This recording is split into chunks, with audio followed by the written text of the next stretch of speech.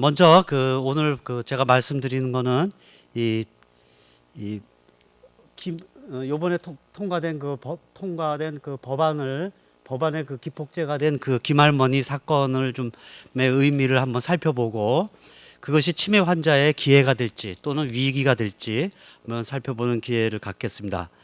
그리고 이 생명윤리에서는 꼭 다루어야 될 인격주의적 생명윤리의 원리와 환자의 자기 결정권 또는 죽음에 관한 권리에 대해서 한번 살펴보고, 치료 집착의 거부와 안락사의 차이는 무엇인가, 그리고 호스피스 완화 의료라는 것은 무엇인가를 살펴보겠습니다. 그리고 이 법안의 핵심이 되는 사전 연명 의료 의향서의 실태와 문제점을 살펴보면서 치매 환자의 의사 결정에 대해서도 한번 다뤄보고, 마무리로 의료와 공동체의 역할과 대안에 대해서 치매 친화적인 공동체에 대해서 말씀드리고자 합니다. 먼저 세브란스 김할머니 사건 판례는 신문지상에서도 많이 났기 때문에 잘 알려진 사건인데, 이 78세 된 할머니가 폐렴으로 세브란스 병원에 입원해서 있다가 조직 검사를 하는 동안에 이 식물인 상태에 빠집니다. 요즘은 이제 여기 식물인간이라고 나와 있지만 식물인간이라는 표현은 안 쓰고 식물 상태라는 표현을 씁니다. 그래서 식물 상태에 빠집니다. 그리고 그 중환자실에 이 의식이 없는 상태로 인공호흡기에 의존해서 계시게 되는데, 가족들은 무의미한 연명 치료를 중지해 달라고 법원에 가처분 신청을 합니다. 이때 이제 가족들은 이제 퇴원시켜 달라고 많이 얘기했지만, 그 이전에 유명한 보라매 사건이 있습니다. 1997년에 보라매 어떤 환자가 입원을 해서 중환자실에서 치료를 받던 중 회복이 될 기미가 없으니까 보호자가 데리고 나가겠다 그래갖고 데리고 나가고 집에서 이제 사망하는 사건이 생깁니다. 근데 또 다른 보호자가 이 병원을 상대로 해서 고소를 합니다. 그래서 이 살릴 수 있는 환자를 내버려뒀다, 방치했다, 이렇게 해서 고소를 해갖고 의사들이 살인 방조죄로 처벌을 받게 됩니다. 그래서 그 다음부터는 의사들도 함부로 환자가 중환 상태에서 퇴원하겠다 그럴 때 내보내지 않고 방어적인 입장을 취할 수밖에 없게 되겠죠. 그래서 이 환자도 이 인공호흡기에 의존하고 중환자실에 의식 없는 상태로 계시기 때문에 이제 보호자들이 모시고 가겠다고 하는 거를 이제 의사들은 계속 반대를 하고 있었던 거죠. 그래서 법원에 연명치료 중지를 이제 해달라고 가처분 신청을 합니다. 근데 지방법원과 고법에서 모두 인공호흡기를 제거하라는 판결을 내립니다. 그리고 대법원 전원 합의체에서 존엄사를 인정하고 인공호흡기를 제거하도록 명령을 합니다. 그래서 병원은 이제 인공호흡기를 제거하고 집으로 돌아가시는데, 바로 돌아가시지 않고 한 100여일 만에 이제 할머니 돌아가십니다. 그리고 이거를 이제 계기로 해서 의료계에서는 환자나 가족 동의 때 연명 치료를 하지 않는다는 발표를 하게 됩니다. 근데 이 사건은 이제 식물 상태 환자의 연명 치료 중단에 대한 국내 최초의 소송인데, 김할머니 소송이 진행 중에 김수환 추기경이 선종을 하시게 됩니다. 김수환 추기경이 의식을 잃기 전에 의료진에게 무의미한 연명 치료를 하지 말라고 당부를 하면서 돌아가시는데, 이걸 이제 사회에서는 이제 존엄사다라고 얘기를 이제 하기 시작했습니다. 그러나 생명윤리학이나 종교계에서는 이거는 존엄사가 아니고 자연사라고 얘기를 합니다. 그래서 대법원 전원 합의체가 김할머니의 존엄사를 인정하게 되는데, 그 의미는 의학적으로 회복 불가능한 사망 단계의 환자에게서 이 연명 치료를 강요하는 것은 오히려 인간의 존엄과 가치를 해치는 신체 침해 행위다라고 이제 판결을 합니다. 여기서 의료 행위의 중요한 거는 의료 행위의 주체가 의사에서부터 이제 환자로 전환이 되는 중요한 계기가 됩니다. 그래서 환자의 자기 결정권에 무게를 둔 첫 판결이 되겠습니다. 그렇지만 이 문제점은 이 김할머니가 이렇게 위중한 상태가 되기 전에 자신의 의지를 문서로 표명해 놓지 않았던 점이 이제 문제가 되고, 특히 이제 우리가 오늘 다루고 있는 치매 환자의 경우 자기 의식이 결여된 환자에서의 의사 결정 문제는 계속 문제가 될 수 있겠습니다. 이 김할머니 사건의 의의는 6개월 이상 인공호흡기를 떼고도 생명을 이어가게 됐는데 과연 그것을 존엄사라고 얘기할 수 있을는지 부정적인 의견이 제기가 되고 있고, 그리고 이 사건을 계기로 해서 의료계는 무의미한 영명치료의 중단이라는 중립적인 용어를 쓰게 됩니다. 이어서 연세대 서울대 대한의사협회에서도 연명치료에 대한 그 가이드라인을 이제 발표하기 시작하고 사전 연명의료의향서에 대해서 논의가 활발하게 진행되기 시작했습니다. 그렇지만 우리나라에서도 이전부터 그 국민들의 이 안락사에 대한 입장을 조사한 거가 있는데, 여기 보듯이 불치병이 있을 때 이 의료진은 치료를 중단해야 하는가, 환자가 원할 때 찬성하는 것이 상당히 많았었고, 또 그런 의사를 표명한 거에 대해서 의료진은 그것을 존중해야 된다는 것에 많은 부분이 이제 찬성을 하고 있습니다. 심지어는 적극적 안락사를 권장하는 것조차도 50%를 넘고 있습니다. 실제로 외국의 경우에도 스위스, 네덜란드, 벨기에, 룩셈부르크 같은 데서는 적극적 안락사를 허용하고 있고, 미국의 몇 개 주에서도 안락사를 허용하고 있지만 또 실제로 많은 나라에서는 아직 안락사를 허용하지 않고 있습니다. 이 법이 통과되면서 많은 매스컴들에서는 이제 존엄사법이다, 또 웰다잉법이다, 이렇게 이제 하면서 언론에 이제 표현이 되기 시작했습니다. 그렇지만 카톨릭 교회에서는 여전히 영명치료 중단을 제도화하는 것은 안락사를 조장하는 법안이 될 수 있다. 그래서 계속 이제 반대를 하고 조금 더 조심스러운 태도를 취했던 것입니다. 여기서 용어를 조금 짚고 넘어가면, 안락사라고 하는 것은 모든 고통을 제거할 목적으로 의도적으로 죽음을 유발하는 행위 또는 이제 처치의 생략인데, 마땅히 해야 될 것을 하지 않는 것 또한 안락사일 것이고, 또 죽음을 유발하게 하는 행위, 또 독극물을 주사를 한다든지, 기본적으로 들어가야 될 산소나 약재를 갖다 쓰지 않는다든지, 이런 것들도 이 안락사의 일부에 속합니다. 그래서 생명윤리학에서 볼 때는 이것은 다 어떤 경우든지 비윤리적이라고 보고 있습니다.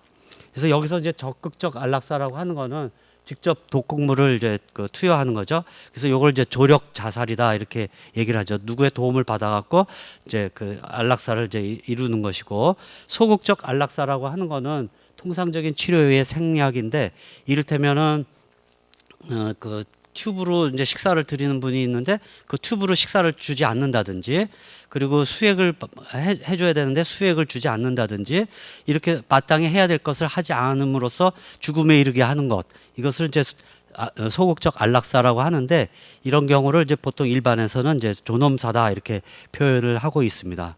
그렇지만 이 경계선이 이제 모호한 경우가 있는데, 어떤 분이 심한 고통 때문에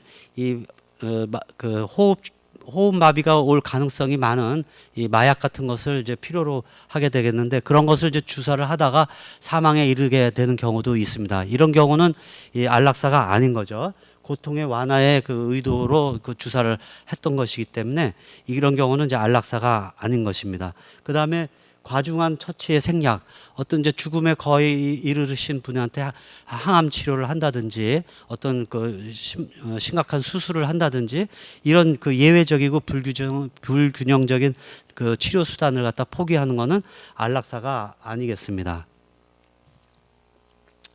이 호스피스 완화 의료의 법안이 이제 통과됐는데, 이 법안을 제기했을 때 동시에 암관리법 전부 개정안 법률안이 김춘진 의원에 의해서 이제 발의가 됐는데, 여기서는 이제 말기 환자를 병명을 구체적으로 나열을 했습니다. 여기서 암, 뇌졸중, 그리고 치매가 들어갑니다. 그리고 후천성 면역결핍성 질환 등 여러 가지 질병을 이제 이 암관리법에 들어가고, 이거를 이제 말기 환자라고 이제 규정을 하는데, 호스피스 김재원 의원이 제안한 이 법안은 원래는 말기 환자라는 표현이 없고 임종 과정에 있는 환자라는 표현이 있었습니다. 그래서 이걸 토의하는 과정에서 이 두 법안을 이제 통합을 해갖고 이제 최종적인 법안을 만듭니다. 그래서 거기서 이제 그 말기암이 이제 구체적으로 명기가 되는데 여기서는 이제 암하고 후천성 면역결핍증, 그다음에 만성 폐쇄성 호흡기 질환, 간경화 요렇게만 이제 명시하고 나머지는 보건복지령으로 정하는 질환으로 이제 바꿉니다. 그래서 이 치매라는 이제 질병이 여기서 이제 그 법안에서는 빠지게 되지만 그밖에 보건복지령으로 정하는 질환이라는 이게 좀 폭넓은 그 표현을 함으로써 여기에 이제 그 치매가 들어갈 가능성이 이제 많아졌습니다. 이 법안을 이제 토의하는 과정에서 말기 환자 정의에 대해서 이제 논쟁이 이제 많이 있게 됐는데 그 중에 이제 대표적인 걸 얘기하면은 이제 그 예상되는 사람을 말기 환자라는 것을 예상되는 사람을 선별하는 것이 그렇게 쉬운 일이 아니다. 또 임상적으로 말기 질환이 어떤 거다라고 이렇게 판정하는 것도 저는 사실상 어렵다. 또 회복 가능성이 있다 없다라고 얘기하는 거는 용어의 개념이 다소 구체적이지 않기 때문에 확대 해석되거나 축소 해석될 가능성이 그 소지가 많기 때문에 이 단어에 대해서 이 용어에 대해서 논쟁이 이제 많이 있었습니다. 그렇지만 이 법안은 이렇게 해서 이제 통과가 됩니다. 그래서 이 법안은 이제 1월 8일 날 통과가 되면서 2018년부터 이제 시행이 되겠습니다. 그래서 최종적인 법안은 이렇게 암, 후천성 면역질환, 폐쇄성 폐질환, 간경화 이렇게 이제 표현이 됩니다. 이 치매 환자도 이제 여기에 이제 들어갈 수도 있게 되었는데 이 이제 치매 환자가 존온사법에 그 취약할 수 있는 그 위험성이 다분히 갖고 있는데 치매 환자는 이제 여러 가지 질병을 같이 갖고 있을 가능성이 높다는 거죠. 그래서 법안이 제시한 말기 환자 즉 암, 만성 폐쇄성 폐질환, 간경화증 외에도 심각한 만성 질환을 갖고 있을 가능성이 많습니다. 이를테면 이제 대퇴골 골절이라든지 심한 퇴행성 관절염, 뇌졸중, 중증 심장질환 등 여러 가지 중증 질환이 같이 갖고 있을 가능성이 높습니다. 또 중증 치매 환자한테서 폐렴이나 뇌졸중, 심근경색증, 위출혈 등 급성 중증 질환이 같이 이제 병발될 가능성이 높은데 이런 그 중증 치매 환자한테 이런 급성기 질환이 생길 경우 치료 포기를 할 가능성도 상당히 높습니다.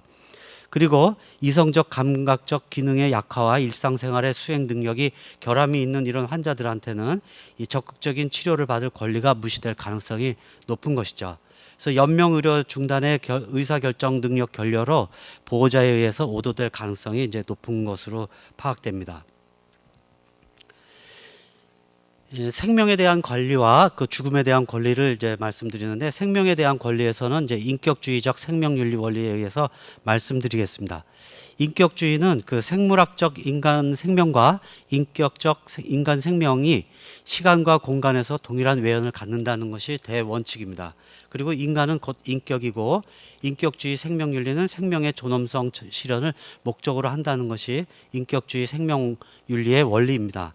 그리고 그런 의미에서 인간은 수정에서 죽음에 이르기까지 인격의 지위를 갖는다고 합니다.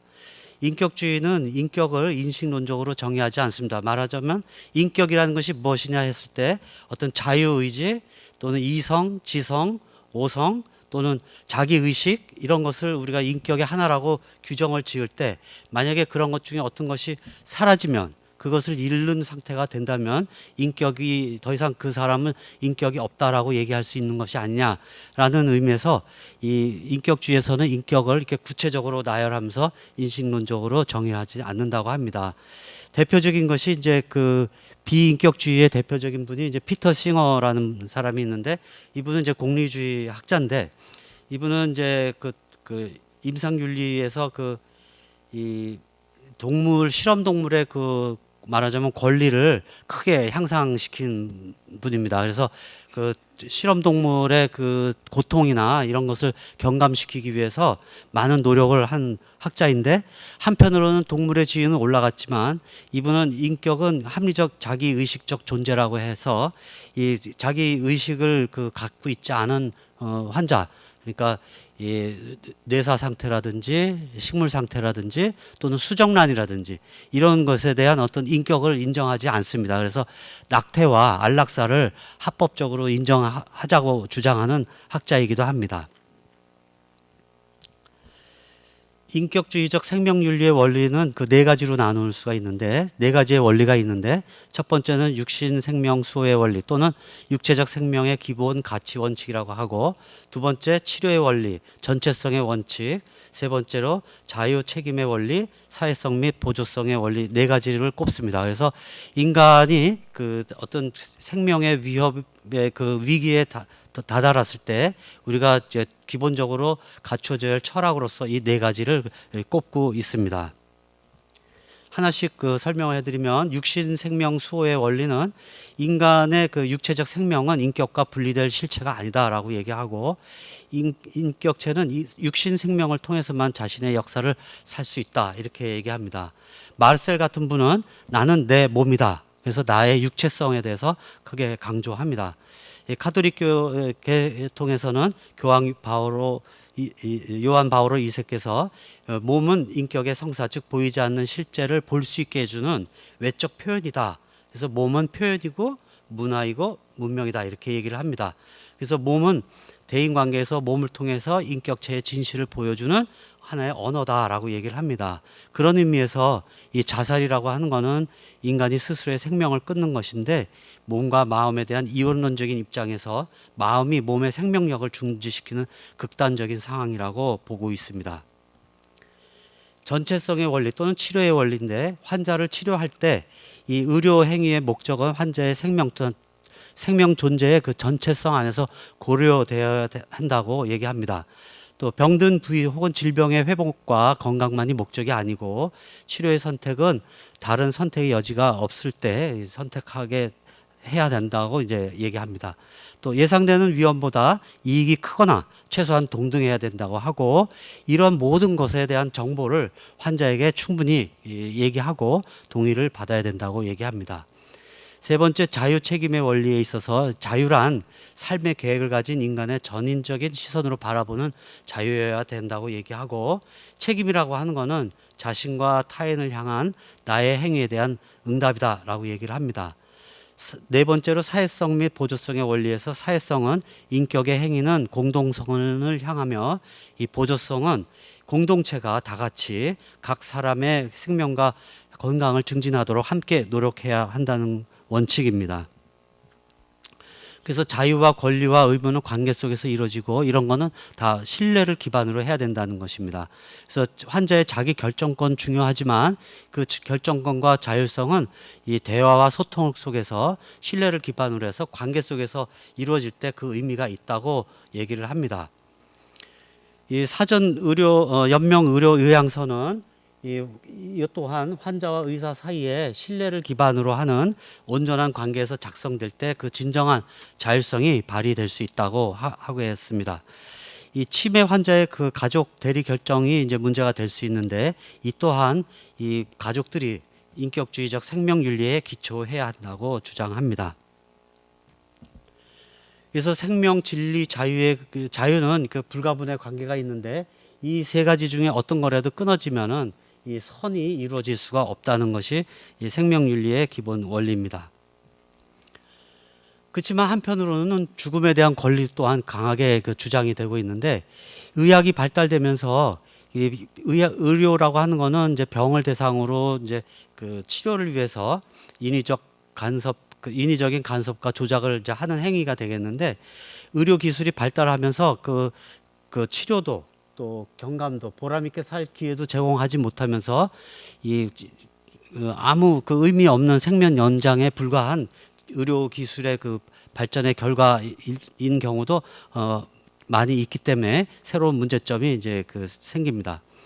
죽음에 대한, 생명에 대한 권리도 있지만 죽음에 대한 권리도 강하게 제시가 되고 있는데, 법에서는 개인의 질병과 건강은 자유로운 개인의 문제로 이제 보고, 모든 것은 그 개인이 이제 선택할 권리를 갖는 것으로 하고 있습니다. 여기서 이제 개인의 그 선택의 권리라는 것이 이제 안락사와 존엄사의 이제 문제가 제기가 되고, 사전 의료 연명 의료 의향서도 자발적인 그 선택의 권리로서 이제 표현하게 됩니다. 그래서 치료를 거부할 수 있는 권리가 있게 되는데 치료를 위한 계약 자체는 그 순전히 개인의 자율성 보장이지만 자율성을 보장한다고 해서 도덕적으로 자유롭다는 것은 아닙니다. 이를테면 투석이 반드시 필요한 환자에게 투석을 거부한다는 것은 그 일종의 자살이 되겠고 당뇨병 인슐린 주사가 반드시 필요한 당뇨병 환자가 인슐린 주사를 거부하는 것 또한 자살이 되겠는데 이런 것도 다 도덕적으로 자유로운 것은 아닙니다. 그렇지만 치료 집착의 포기는 있을 수 있다는 것이죠. 그렇지만 이것은 죽을 수 있는 권리와는 다르다는 거죠. 치료 집착이라는 것은 이제 무의미한 연명 치료, 심폐소생술, 혈액투석, 항암제 투여, 인공호흡기 이런 것을 이제 이것을 이제 매달리는 것은 의료진이나 환자한테서 또 보호자한테서 치료 집착에 속하게 되는데 이것을 포기하는 것은 죽을 수 있는 권리와는 다르다는 것이죠. 그렇지만 이런 상황에서도 통상적인 돌봄, 영양과 수액 공급, 통증 완화, 위생 관리, 산소의 단순 공급은 반드시 이루어져야 된다는 것입니다. 그래서 치료 집착이라고 하는 것은 그 생명윤리학에서 이제 표현하는 단어가 있습니다. 통상적 수단과 예외적 수단이라는 것이 있는데 통상적 수단이라고 하는 것은 이 일반적인 거죠. 그러니까 조금 아까 얘기한 것처럼 수액이나 산소 공급, 그 음식물 제공하는 것을 이제 통상적인 수단이라고 하고 예외적인 수단이라는 것은 이미 이제 그 생명이 거의 끝이 온 분들한테 어떤 수술을 한다든지 또 항암 치료를 적극적으로 새로 나온 방법이라고 해서 한다든지 이런 것은 이제 예외적인 수단이라는 거죠. 그래서 이런 예외적인 수단은 그 치료 집착에 이제 속한다라고 얘기합니다. 균형적 치료라고 하는 것은 아까 얘기한 것처럼 이 돌봄에 해당되는 것은 균형적인 치료지만 아까 말씀드린 것처럼 예외적인 그 비용이 많이 들어가면서 환자한테 고통을 많이 줄 수 있는 어떤 특별한 치료 방법 그렇지만 그 가능성은 별로 없는 어떤 것들 그런 것들은 불균형적 치료 수단이라고 얘기를 합니다. 그래서 그런 거는 이제 의료 집착에 이제 속한다고 합니다. 여기에 이제 속하는 것이 이제 심폐소생술, 혈액투석, 항암제 투여, 인공호흡기가 여기에 속하게 되면서 이것을 중단하느냐 안 하느냐는 이제 윤리적 판단에 이제 포함이 되겠습니다. 그래서 이제 이런 상황에서는 이제 호스피스 완화 의료가 필요하게 되겠는데 여기서는 이제 통증 조절이나 위생 관리, 영양분과 수분 공급, 산소의 단순 공급 이 네 가지는 중단돼서는 안 되는 것이고 이 네 가지는 통상적이고 균형적인 치료라고 하는 것입니다. 그래서 이런 상황인가 아닌가에 대해서는 환자나 그 보호자한테 충분하고 정확한 정보가 제공되어야 한다는 것입니다. 그렇지만 이 죽음에 대한 권리는 그 문제점이 이제 몇 가지가 있을 수 있는데 치료 집착의 포기는 엄밀히 말해서 이제 치료 집착을 포기할 것이냐 안 할 것이냐 이 단계는 엄격히 말해서 환자가 결정할 문제는 사실 아니고 의학적인 문제일 가능성이 많습니다. 그래서 이거는 사전에 그 사전 연명 의향서로 대체될 수 없는 사항인 경우가 임상 그 실제 상황에서는 상당히 많이 있을 수 있습니다. 그래서 단순히 사전 연명 의료 의향서를 썼다고 해서 이 환자의 의견만을 100%다 존중할 수 없는 일이 일선에서는 이제 충분히 있을 수 있다는 것입니다. 그리고 이런 그 환자의 자율성이 환자의 존재의 근원인 생명까지 소멸시키는 그런 선택이 되어서는 안 된다는 것입니다.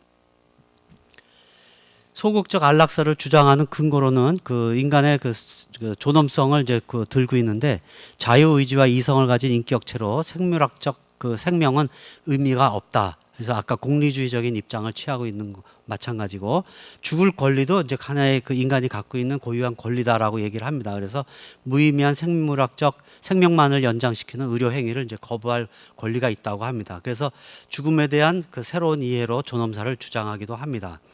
그러나 이런 소극적 안락사의 부당성은 육체적 생명의 기본 가치 원칙 중에 몸의 전체성에 관한 이론에 배치가 되고 죽게 두는 일이 죽이는 것과 다르지만 죽게 내버려 두는 일이 항상 정당한 것은 아니라는 원칙이 있습니다. 예외적인 치료의 포기가 항상 합법적이고 윤리적이라는 것은 또 아니라는 것이고 인간의 이성 활동이 멈춘 육체성도 있지만 그런 사실이 생명을 포기하는 것을 다 정당화시키지는 못합니다. 삶과 죽음이 인간의 자유로운 자기 결정에 맡겨질 때 언제든지 상대적인 오류에 빠질 수 있습니다. 제가 한 10년 전에 방문보건센터를 하면서 이제 경험한 건데, 어떤 할아버지가 이제 거의 식물 상태의 할머니를 돌보고 있었습니다. 예, 튜브를 껴서 그쪽으로서 이제 식사를 드려야만 했고, 대소변 다 받아내야만 되고, 몸도 시간에 맞춰서 체위를 변경해 주어야 되고, 이런 이제 환자를 돌보고 있었는데, 이 주위에서는 이제 그런 환자를 뭐 이렇게 돌보냐, 죽게 좀 내버려 둬라, 이렇게 이제 얘기를 이제 많이 한다고 할아버지가 얘기합니다. 그러나 할아버지가 저한테 말씀하신 것이 지금 기억에 나는데, 사람들은 그렇게 이 쓸모없는 몸뚱이라고 얘기하지만은 난 이 할멈이 얼마나 이쁜지 모른다라고 얘기하신 것이 생각납니다. 그 할아버지는 30년, 40년, 50년 그 할아버지와 할머니와 같이 사셨던 분이시죠. 이 몸은 지금 정신은 없는 것 같아 보이지만은 이 몸은 이 전체성으로서 이 할아버지 안에 이 할머니의 모든 역사를 다 갖고 있는 그 실체죠. 그래서 절대 포기할 수 없고 할아버지 말씀대로 정말 얼마나 이쁜지 모르는 그런 몸인 것입니다. 교재랑 좀 슬라이드가 좀 바뀌고, 슬라이드마다 이게 글씨가 많아서 좀 피곤하셨을는지 모르겠는데, 마지막으로 다룰 것은 이제 사전 연명 의료 요양서에 대해서 이제 말씀드리는데, 이건 생명 말기의 이제 의사 결정에 관한 것입니다. 그래서 그 정의를 보면 장차 사용할 치료법이나 간호 수단에 대한 포괄적 의사를 표명한 문서라고 하는데, 주목할 것은 특정한 의료적 처치를 수용하거나 거부할 수 있는 권리로 시작이 되고, 더 나아가서는 이것이 궁극적인 목적이 안락사일 위험성이 있다는 것이죠.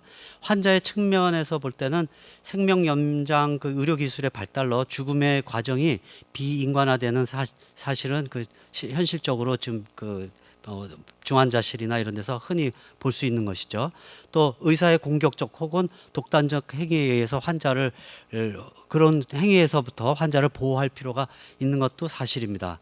또 치료의 계속보다는 치료의 거부에 대한 권리도 사실 인간의 자기 자율성에 속하는 것이기 때문에, 자기 결정권과 자율성에 속하는 것이기 때문에 또 그 또한 또 중요한 것이라고 볼 수 있고, 인간으로서의 또 품위를 갖춘 죽음의 권리를 또 갖고 있는 거죠. 그래서 웰다잉이라는 표현도 하게 되죠.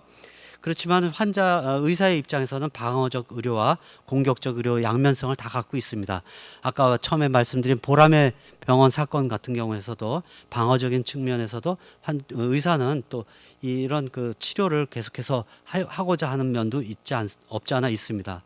또 그렇지만 이 치료 순간은 환자의 선과 온전한 자율성을 가능한 회복시키는 기회이기 때문에 의료의 중요성은 역시 무시될 수가 없는 것이죠.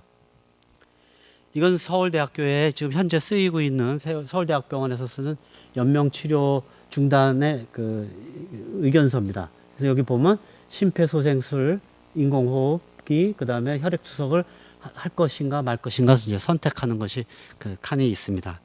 예전에 나온 거에는 심지어는 단순한 산소 공급, 또 수액, 또 강심제나 항생제를 쓸 것이냐 말 것이냐 이런 것까지도 선택하여서 이제 환자가 결정하도록 한 의향서도 있었습니다.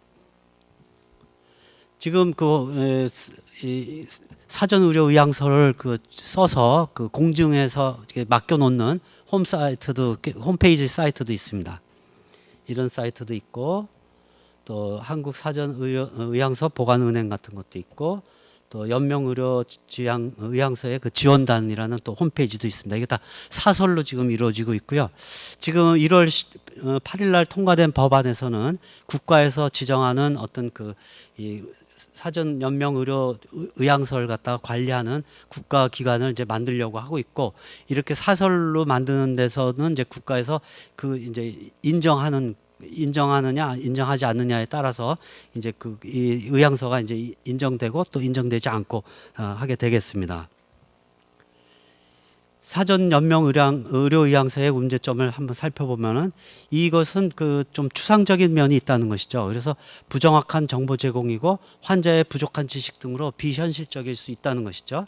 취소 변경을 가능하게 한다 하더라도 이 추상성은 극복하기가 어렵고, 또 이것은 의사의 직업적 자율성을 이제 제한할 수 있게 되겠는데, 의사는 환자가 지시하는 내용에 대해서 단순 집행자로 환원될 위험성이 있는 것이고, 의사의 자율성과 환자의 자율성이 충돌하는 위험성이 있습니다.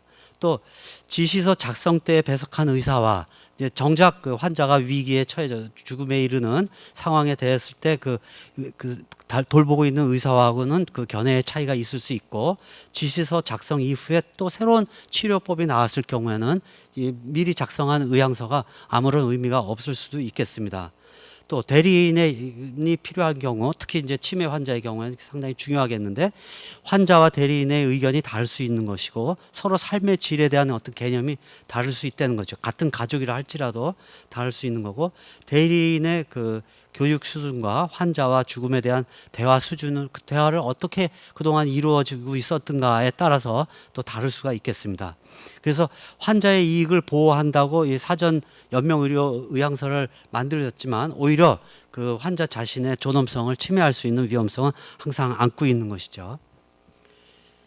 또 이 자유로운 결정은 오직 지금 현재, 예전에 미리 써놓은 그런 것이 중요한 것이 아니라 오직 현재의 구체적인 상황에서만 유효할 수 있는 것이고, 그런 것이 아닌 가정해서 작성된 것은 오히려 자신의 더 다른 치료를 받을 수 있는 자유를 침해할 수 있다는 것이죠.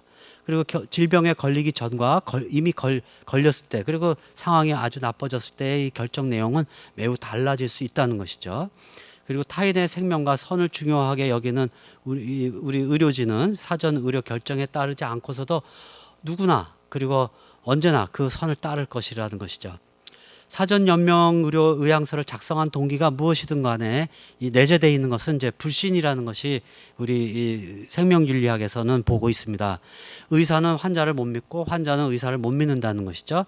그래서 의사가 지나친 치료를 하게 되지 않을까에 대한 어떤 불신이 있는 건데, 여기서 중요한 거는 이제 신뢰가 더 중요하다는 것이죠.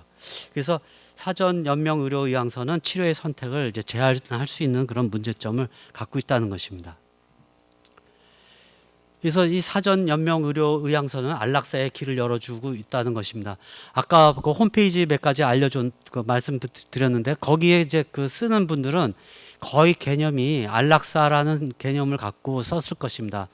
아까 김수환 추기경의 어떤 자연사 개념이 아니라 안락사라는 개념인 것이죠. 그래서 아직도 일반 사람들은 안락사의 개념과 자연사의 개념을 혼돈하고 있기 때문에 이런 거에 대한 자세한 홍보도 사실상 필요합니다.